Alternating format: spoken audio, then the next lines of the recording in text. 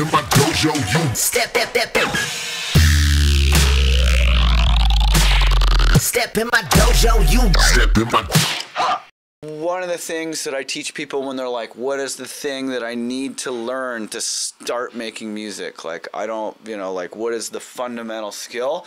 The fundamental skill is audio editing and understanding how to cut and paste and move and, et cetera, et cetera, et cetera.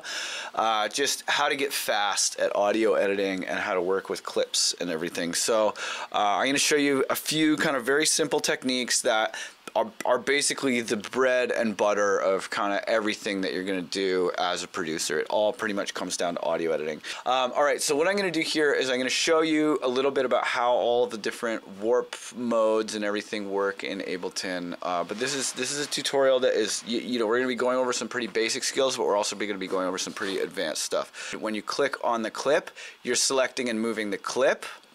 When you click on the title bar up there, and then if you want to do an edit, like let's say you want to copy and paste, you have to select on the waveform and hit copy and paste. And then you can copy and paste on the actual waveform, okay? So if you want to do any audio editing, you got to have this thing expanded, okay? So then if you've ever written an email, cut, copy, paste, etc. They all work basically how you'd expect, and you can pretty much write tracks just by moving audio around and putting the right piece of audio in the right spot. So now you can select a range here and then drag up on the title bar to move around. You can drag the end brackets and beginning brackets of the title bar to move the clips around. So anytime you want to select the whole clip and move it, grab the title bar, or if you want to make it longer or shorter or move the beginning or end, you grab the title bar. Anytime you want to actually, take a slice or copy or whatever, you can copy and paste, okay? So one command that you should know that is different than, writing an email is the edit command, Command E. And what that does is it splits the clip into two, and then you can make two clips, okay? So that's really, really important. I'm going to show you a few other really kind of key commands as well.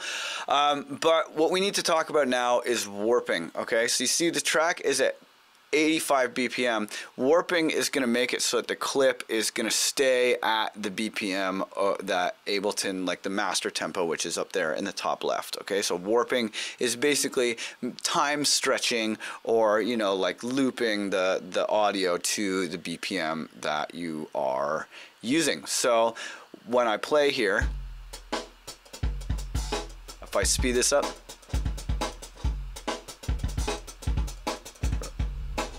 right? So then Ableton will warp the piece of audio to match whatever BPM that I'm working at, right? So there's a bunch of different ways you can do that, right? Like check it out. If we were to take a record player and do this, it would be like using repitch mode. So I'm going to use repitch mode here and then move it around. You'll notice that as the BPM goes up and down, the actual pitch, like the tuning of the drums is going up and down. So it's very high pitched when it's fast and very low pitched, okay? So that's kind of like you're increasing a tape speed or, increasing or lowering the speed on a pitch on a record player. Like let's say you were DJing on a Technics 1200 turntable, like, hip hop style. You would be, changing the pitch like that, okay? So to understand what all the different warp modes do, I find it's best to just bring it all the way down, okay? So now we can hear repitch mode is very slow, right? So there's different kinds of warp modes. Beats mode, what Beats mode is doing is Beats mode is taking little slices of your sample, okay? And you can see where it's slicing here. There's these little gray little arrows, right? Those represent what's called a transient, okay? So now transient is not just like a homeless person. It is the initial attack phase of the sound. So it's that first flick of the speaker going pop, pop, pop, right? Very, very important to preserve your transients, right? So if you put it on Beats mode is going to take a slice for each of these transients and then play the slice, okay? So I'll put it on. So there's these different modes here. Preserve. There's several different kinds of slicing. Okay, so if you put preserve to play forward and stop, this will illustrate very clearly what beats mode is doing. So one slice. There's the next slice.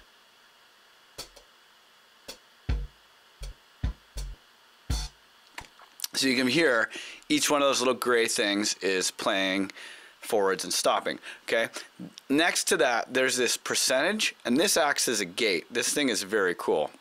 What this means is that if I put it really short, it will make each slice really short, and you'll be able to hear this. Like, let's go back to the original BPM.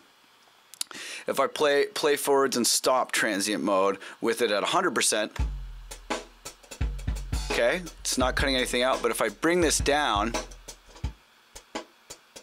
right, that's a natural gate that is built right into the warp mode. So you see how it makes the beat all tiny and like tick, tick, tick, like insect beats? Right? So that is a really useful thing, okay? And then see where it says preserve? Right now it's preserving the transients, so it's just doing where Ableton detects the transients. But you could also, like, let's say you have a tone. I think let's find a long tone. Yeah, okay, let's say this is tone. So you can use this transient mode on tones too, right? So check it out. Let's say I'm gonna just double time this a bunch of times until it's all stretched out. Okay, so we have this on beats mode. Right, now if I put this beats mode and I put it on play forwards and stop and put it onto 16ths and then start bringing this down, you'll get a gating. Right? Really cool. So you could put it on 30 seconds maybe.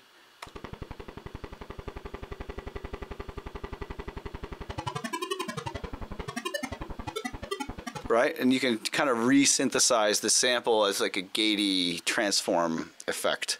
Okay? So, so that's a thing to know about in beats mode. But let's check out some of these other modes. Okay, so we got transients. We're preserving the transients here.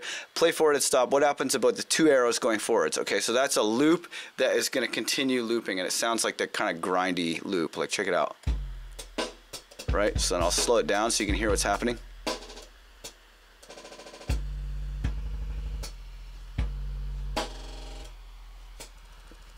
Right, it's all grindy. So that's making a loop because it's filling in the blanks, right? Essentially what's happening is this: if the sample just plays forwards and stops, there's nothing here in between the transients, right? So when you put it to loop, it's gonna basically continue looping this transient until it meets the next transient.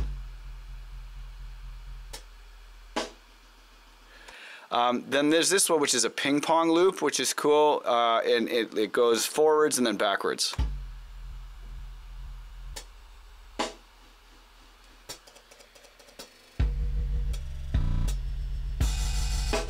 Yeah, you can really hear it on the crashes there.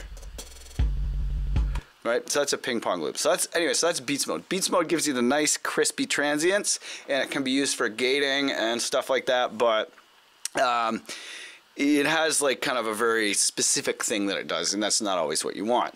Okay, so some other warp modes you can use are tones. Is just basically, instead of cutting on each transient, it's going to do what they call grains, and grains are like little tiny samples, and these grains you can specify the size. So let's hear what that sounds like. See, longer samples, you can hear it more like, right? And then if you put it short, you get more of a tone. Right? I don't really use tones that much. It's kind of cool, but if I'm going for that kind of like time stretchy Aphex Twin shit, I'll go for texture mode. So texture mode has the grain size and the flux, and flux is kind of like a pulsing. But check it out. So texture is when you want time stretch artifacts, and it's because sometimes you want that for sound design purposes. So check it out. So long. So the grains are much longer than in tone.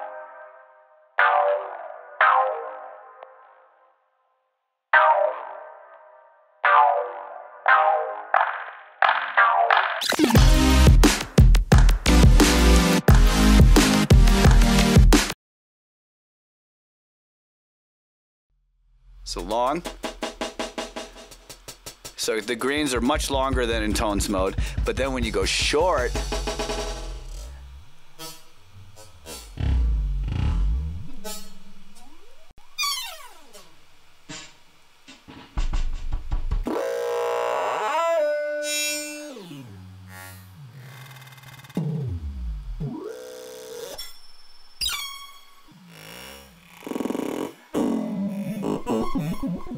crazy sounds. Okay, so you can get some really cool sounds out of that texture mode. Okay, so if you want, and also you can automate inside texture mode too. It's very cool. Repitch we covered already. Complex. The idea behind complex was basically to have a combination of different warp modes, and it would detect what sort of program material you were using. So if your sample was mostly drums, it would use a variation of beats mode. If your sample was mostly tones, it would use a variation of tones mode, etc. And the idea was to kind of dynamically switch the warp modes. I find like complex doesn't really sound that good. You get a lot of these like weird wet MP3 kind of sounding artifacts. Like check it out. Like it's got this kind of metallic MP3 sort of a sound to it. Which I guess under certain conditions is desirable. I don't really find it that desirable. And Ableton then down the line in later versions of Ableton, they licensed an algorithm called Complex Pro. I forget who the original creator of Complex Pro was, but here's Complex Pro. And Complex Pro is really cool because it has this formants feature, which like if you pitch it down, right? It's kind of shifting. The formants are basically like let's say you pitch shift a voice up an octave. It's gonna sound really chunky, but you can make it just sound like the person is singing in their normal voice a higher note, right? That was the idea behind formants. So it'll just make the pitch shifting sound less dramatic. So I'll put it up an octave, and then I'll adjust the formants, and you'll be able to hear what I mean. So this is it with like. See, that's just straight pitch shifted. But then you turn the formants.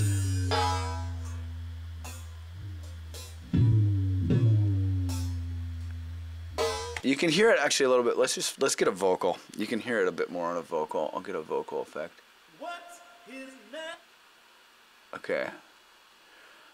So let's say I put this here. Oh yes, these are the gospel samples that I used to do the I'm Eel track.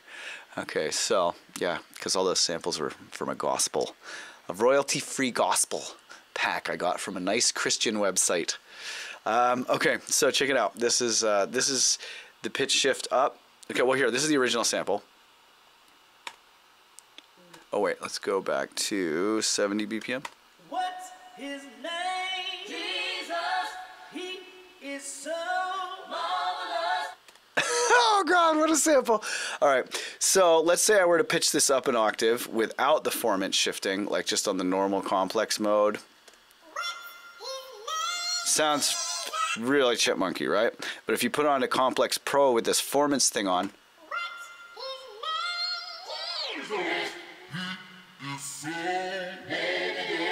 right? Versus like texture mode. So you see how that's a bit more muffled? So formants is like shifting the frequencies higher to kind of make it sound less unnatural when you do extreme pitch shifts. But if you pitch it down and then put like, you balance the formants with the envelope, or like even minus 24.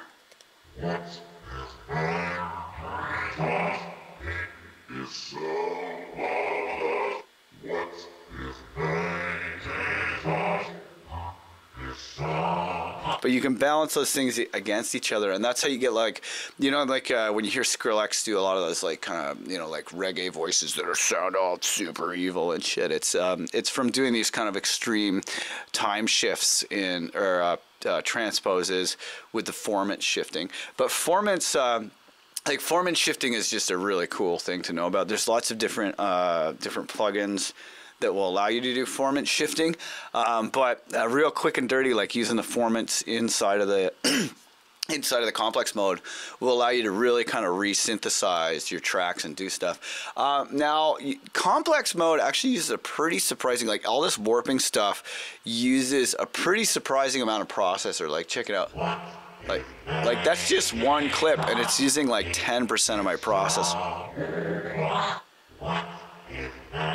Like, it uses a lot of processor to do these warpings, and I find one feature of the new drum racks, just as an aside for the more advanced users, one feature of the new drum racks that drives me a bit crazy is all of the samplers, they'll default to warping a clip, right? So that means that it's applying this warp inside the drum rack, and if you leave this warping on inside the drum rack, it uses a hell of a lot of CPU just to like run a drum rack. So I would recommend definitely turning warping off. Those of you who are more advanced users who are using drum racks, I would recommend turning warping off inside your drum racks, because it can really, it can really become a heavy load on your processor. So basically, a lot of things that you do in life in Ableton have a heavy processor load, and one of the best ways that you can get around that is by resampling. And when you resample yourself, you can really kind of use a lot of these warp modes and stuff to make your sounds into just totally new sounds. So let's take this drum loop and use it to make a bunch of other sounds, and then just see what happens. Okay, so I'm once again gonna go to my drum loop here, and I'm just gonna put on texture mode.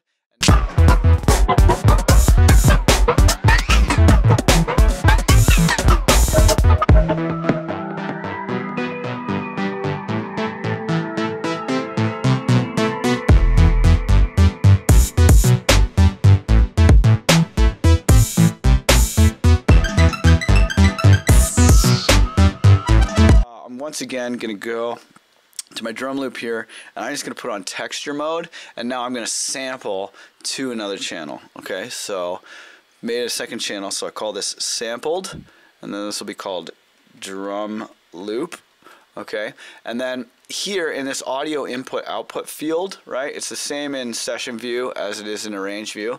In this audio input output field, you can tell one channel to take audio from, right, that's this field, and that's the same in arrange view, even though it doesn't say audio from next to it, it's the same in arrange view.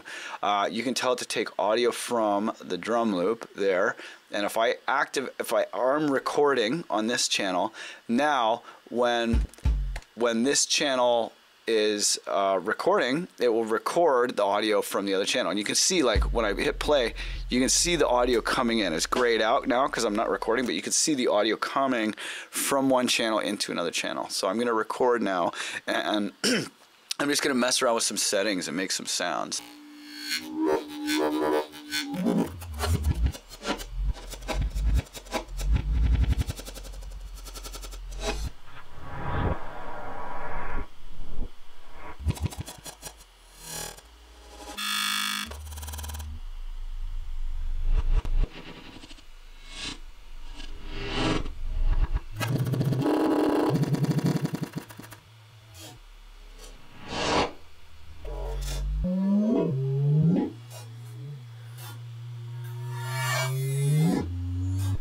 Okay, cool. So now I've generated a bunch of material here, right? And this is a long sample that has a bunch of potentially usable things that we can edit to make a song. So let's see what we can do here. So I want to look and see if I can find some kind of interesting tones to go with this drum beat. Okay, so what I'm going to do here, let's say I'm just going to put, I just want to find a tone to go right on the first downbeat. So what I'm going to do now, right, is I'm going to take this sample and I'm going to duplicate it with the command D. Okay, duplicate, very important. And now I'm going to turn the volume all the way down and make it a different color. So now this is going to be a bookend. This is what we call a bookend. Okay, and this bookend is going to allow you to scrub inside of the sample of material that we made. Okay, and what that means is that I can drag this around and change what is going to appear on that first beat of the sound without making a huge long sample. So check it out. I'm going to delete the bookend. I'll show you what happens. Like, let's say I drag without it. Look, I'm filling the whole thing full of sound. That's not necessarily what I want, right? I just want to scrub it. I just want to define where that sample is. So I'm going to put the bookend, and then I'm going to go in and scrub against the bookend. And I mean, you can technically hold Alt and do it, but it always is kind of annoying. So I find using this bookend technique a lot better. Oh wait, here, let's stop all these clips. So let's see if we can find something that's like a bass.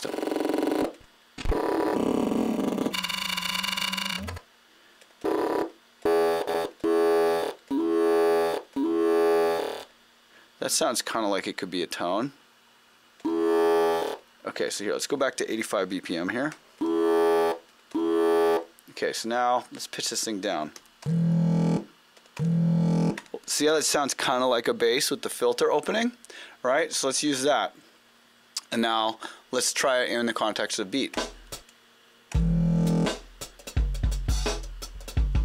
Okay, that sounds cool. What if we make this a... Let's bring it down 5 semitones. So the magic numbers when you're pitch shifting things, if you want them to be musically in tune, the magic numbers are 5 and 7, okay? So down 5 gets you to the 5th of the scale, and then up 5 gets you to the 4th of the scale. Down 7 gets you to the 4th of the scale, up 7 gets you to the 5th, okay? And the melodic reasons for that, I explain in lots of my other videos, but just trust me, magic numbers are plus or minus 5. So I'm going to go 1, 2, 3, 4, 5. Okay, so now we got...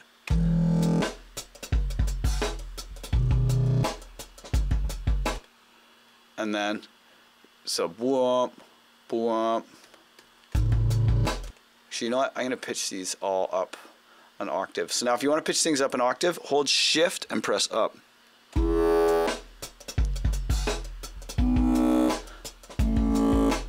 Right, now we got like a little bit of melody happening. Bring